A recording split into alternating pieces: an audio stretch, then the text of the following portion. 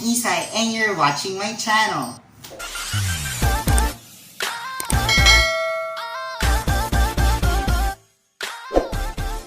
Bago ang lahat, kung bago ka lang sa channel na to, don't forget to give me a thumbs up, subscribe, share this video, and click the notification bell para sa mga susunod pang videos. So lately, I've been watching TikTok, no? At ang dami ko nakikita ng mga videos nitong hot and cold makeup na ito. So parang na-inspire ako. Na-expire. Basta something like that. Basta katunog na. So naisip ko na gumawa ng makeup ng hot and cold. So, let's start. Before I started, nakapag-moisturize na ako ng mukha at flatten ko na ang aking kilay using this Elmer's Washable Disappearing Purple Glue. Bago ka mag-foundation, I suggest na gumamit ka ng color corrector, especially kung magko-cover ka ng colors or ng hair. So I'll be using this pink shade para i-cover natin na ng very very light ang ating kilay. Para makontra niya yung color. Kasi last time hindi ko ginamitan ng ganito eh.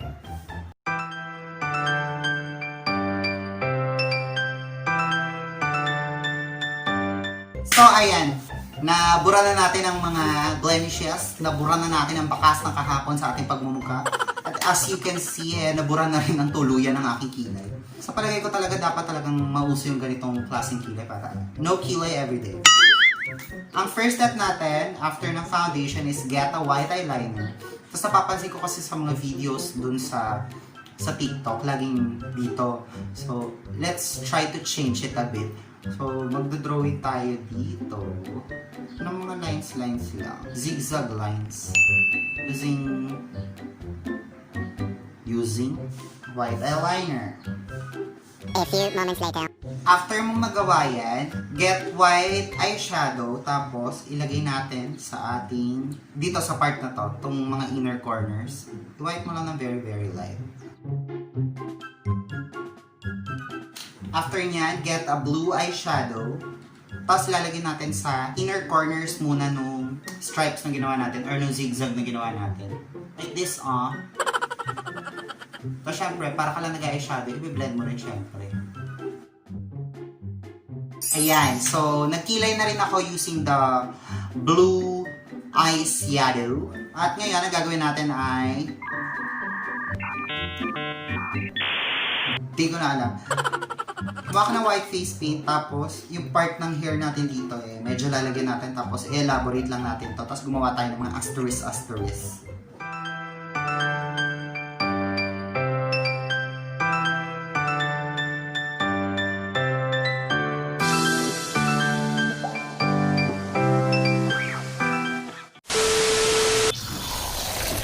Ayan, malamig na siya. So dahil mukha na siyang malamig, at kung mapapansin niyo, naglagay ako ng mga sequins at hindi na ako naglagay-lagay ng asterisk dahil na-realize kong mahirap siyang gawin, so tuldok na lang ginawa ko. Tapos naglagay na lang ako ng mga sequins, so pinandikit ko dyan padikit ng false lashes para magkaroon ng cold effect at kitang-kita naman yung panlalamig. Kasi ang lamig ng relasyon nyo, ng jowa nyo. Ang ating next step ay get a yellow eyeshadow, tapos ilalagay mo naman sa mga inner corners ng ginawa nating mga icicles. Kavog.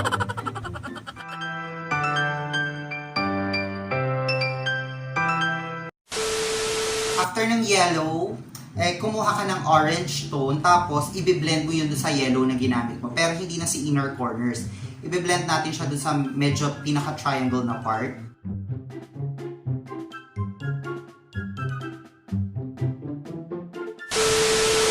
So kung mapapansin mo maingay sa labas, no? Yan yung unang-unang mo mapapansin. Medyo colorful siya kasi parang papunta tayo sa rainbow. Dahil wala akong red na eyeshadow sa aking mga palette, I'll be using red lipstick. Tapos i-outline lang natin ito ng very very very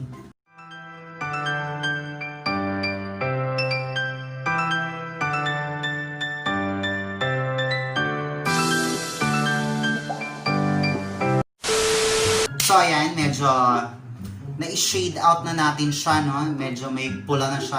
At kung mapapansin mo, binlend out ko na rin sa baba. para magmukhang mainit. Kasi alam naman natin pare-pareho na sa simula lang talaga mainit. Pero di nagtatagal, lumalamig.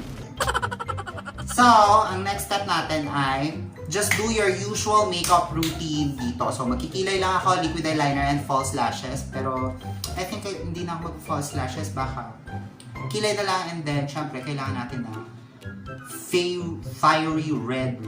Basta, kailangan natin mag-red lipstick. Hindi ko alam kung paano basahin yan. Yun lang. So, watch me.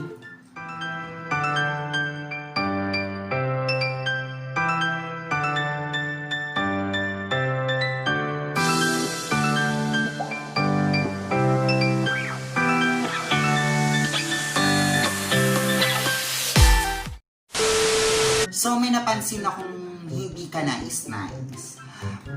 Parang napansin ko na mukha lang ako may sugat at namumula. So, I decided na let's go for a brown tone. Sa aking palette kukuha lang ako ng brownish tone. Tapos medyo i-shade lang natin yung mga fire para naman magkaroon siya ng darkness.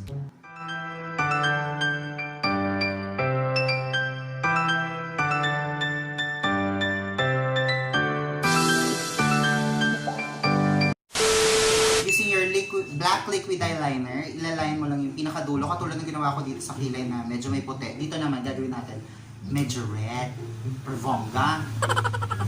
Vonggang-vongga. Lagyan lang natin ng black.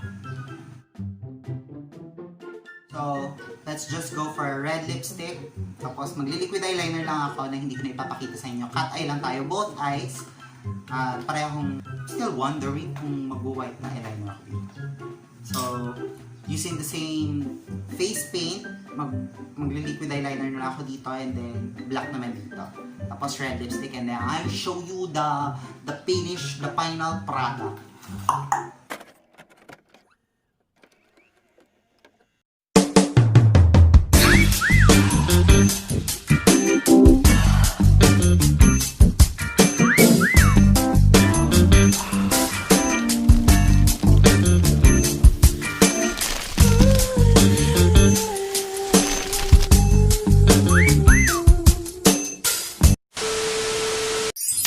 So, ayan ang ating final look.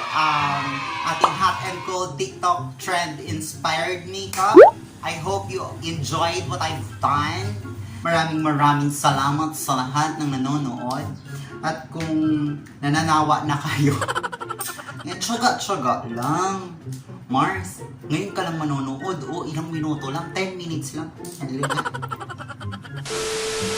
So, maraming salamat sa lahat ng nanonood. Don't forget to give me a thumbs up, subscribe to this channel, share this video para may iba pang makapanood, and click the notification bell para updated ka sa mga susunod pang videos.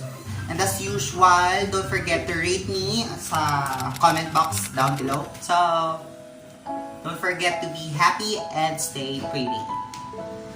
Bye!